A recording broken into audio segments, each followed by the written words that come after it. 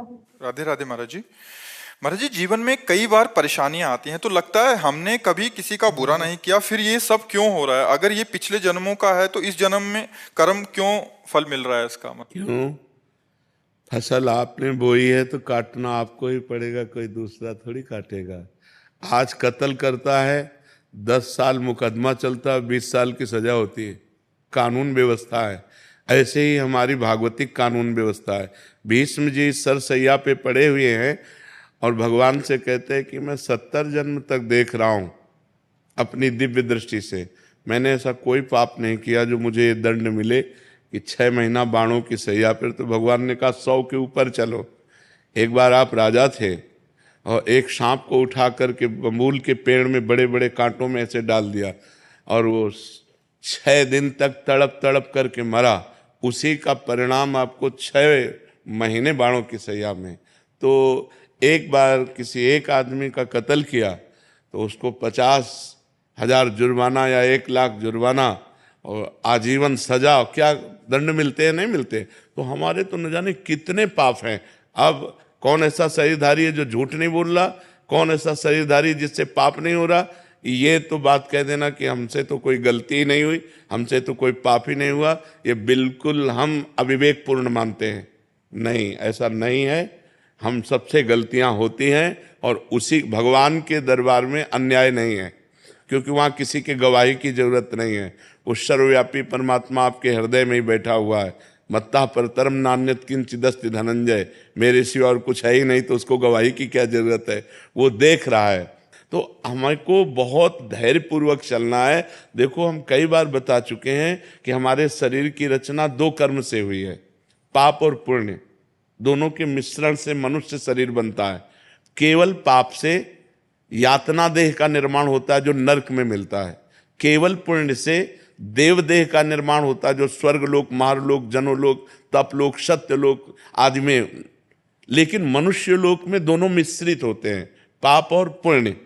तो जिस अवस्था में जो हमें दुख मिलना है वो कर्म हमारे ऊपर लागू हो जाएगा। अगर पुण्य कर्म लागू है तो हमें सुखद अनुकूलता प्रशंसा मिलेगी।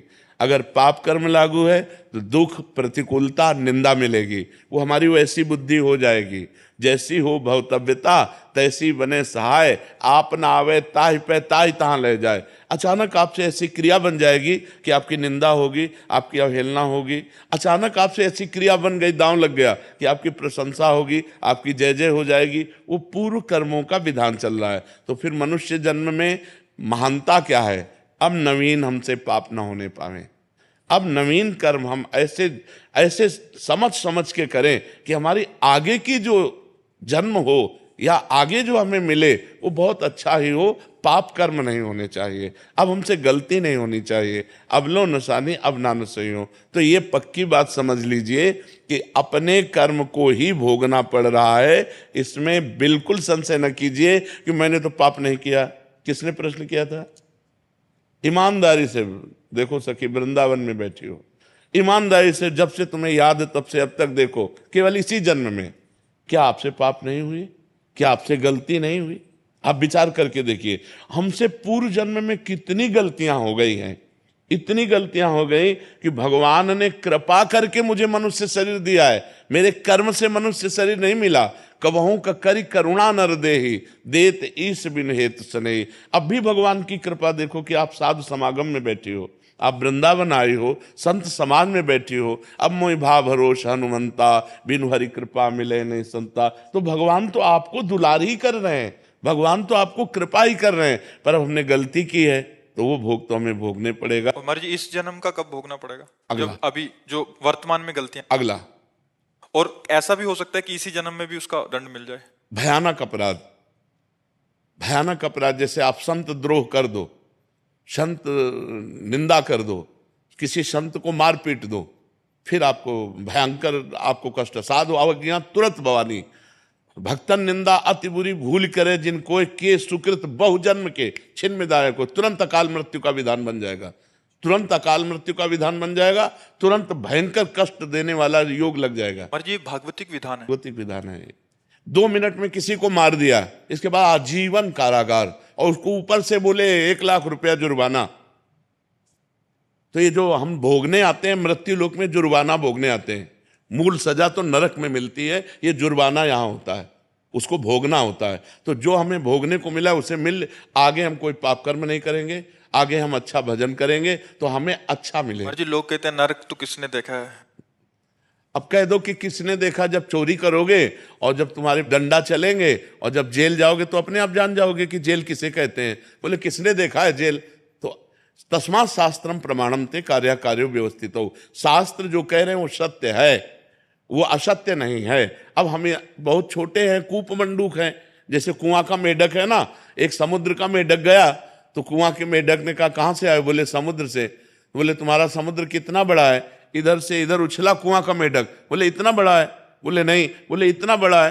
बोले नहीं। बोले जिंदगी भर तू उछलता रहे तो भी तू समुद्र की था नहीं पा सकता।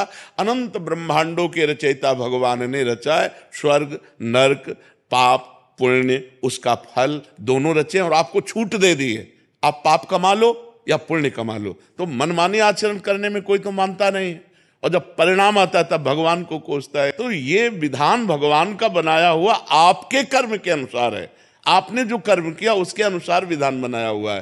को न काहू के सुख दुख कर दाता, निज कृत कर्म भोग सुन भ्राता। इसीलिए जो धर्मात्मा पुरुष होते हैं, शास्त्र को जानने वाले होते हैं, एक भी कदम गलत नहीं रखते। ए भाई मैं नहीं पाप कर्म नहीं करूंगा, तो मुझे मार डालो पाप कर्म नहीं करूंगा, चाहे जितना कष्ट दो मैं अधर्म नहीं करूं, क्योंकि जानते हैं कि अधर्म जो है ब्याज के ऊपर ब्याज लग करके ऐसा फलीभूत होगा कि हमारे पुरखा पानी पा जाएंगे भोगते भोगते। तो ये भगवान का गलती थोड़ी है कि यार एक को तो इतनी सुख सुविधा दे दी, एक को इतनी दुख दुविधा दे दी। नहीं, दोनों के कर्म हैं। उसने कर्म किया उस जगह पहुंच गया, उसने कर्म किया इस जगह पहुंच गया। एक बार राजसूय यज्ञ में एक चीटा एक दाना लेकर के चावल का, और एक टांग टूटी हुई थी, 3 टांगों से बड़ी मेहनत से चल रहा था। अर्जुन जी ने देखा, भगवान से कहा सर्वलोक महेश्वर श्री कृष्ण, क्या इस पर कभी कृपा नहीं होगी? ये बेचारा चीटा एक चावल के दाने को बड़ी मेहनत से ले जा रहा है। तो भगवान ने कहा तुम्हें पता नहीं मुझे पता है, ये 14 बार इंद्र बन चुका है। राजसूय यज्ञ का वो चीटा जो एक दाना चावल बड़ी मेहनत से ले जा रहा था, वो 14 बार इंद्र बन चुका है। महाराज नहुष इंद्र के पद में थे, और व्यभिचार प्रवृत्ति से इंद्राणी के साथ भाव गलत किया तो तुरंत जो है अजगर की योनि में आ गए। कर्म तुरंत देखो ना, बड़े बड़े अधिकारी को सस्पेंड कर दिया जाता है। आप अपने कर्म जहां उत्तम किए तो आप चढ़ते चले जाएंगे। बुद्धिमान वही है जो सुख दुख को भोग कर भजन करते हुए नया पाप ना करे और अपने जन्म को भगवान में समर्पित कर दे। यहां का यश कितने मिनट का? जब तक तुम्हारा शरीर छूटा कौन पूछता है यार? तुम चाहे जिस पद में हो और चाहे जितने बड़े यशस्वी हो, तुम्हारे मरने के बाद यहां जब भगवान का नाम नहीं ले रहे लोग तो तुम्हारा नाम कहां से लेंगे? और तुम्हारे साथ जाएगा क्या? यहां का बैंक बैलेंस, यहां की वाह, यहां की तुम्हारी पत्नी पुत्र परिवार।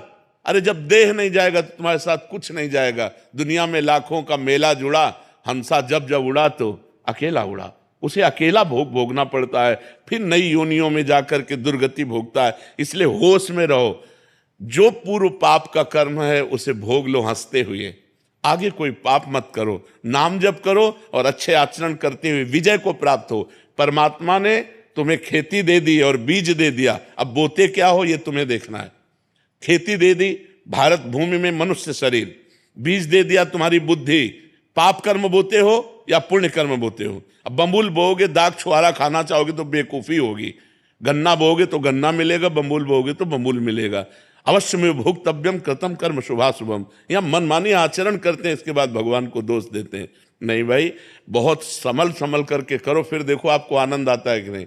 हम अंदर की तुम्हें बात कहते हैं, यदि तुमसे पाप कर्म ना हो तो आप देखो आप सुख में ही डूबते चले जाओगे। लेकिन मनमानी आचरण करते हो, पाप करते हो, जब उसका दंड आता तो भगवान को कोसते हो। भगवान एक सर्व समर्थ पिता है जो तुम्हें दे दिया, अब तुम उसका वर्ताव क्या करते हो अपनी श्वासों का, अपनी बुद्धि का, ये तुम देखो। अपनी श्वासें और बुद्धि गंदे कामों में लगाओगे, बोले सफाया करवा दिया, गर्भ गिरा दिया। अरे इतनी हमारे वैज्ञानिकों ने व्यवस्थाएं रखी है कि आप वहां तक पहुंचो ही मती। जब गर्भ आ गया है तो उसको नष्ट करो ही मती, वो भगवान का जीव अंश है। अब आप उसकी हत्या करोगे, उसका दंड मिलेगा कि नहीं मिलेगा? और जब दंड मिलेगा बोले हमने तो कोई पाप किया नहीं। पराये पुरुष से व्यभिचार करोगे, हमने कोई पाप नहीं किया। पराई स्त्री से व्यभिचार करोगे, हमने कोई, हमारा शास्त्र कह रहा है ये व्यभिचार है, ये पाप है।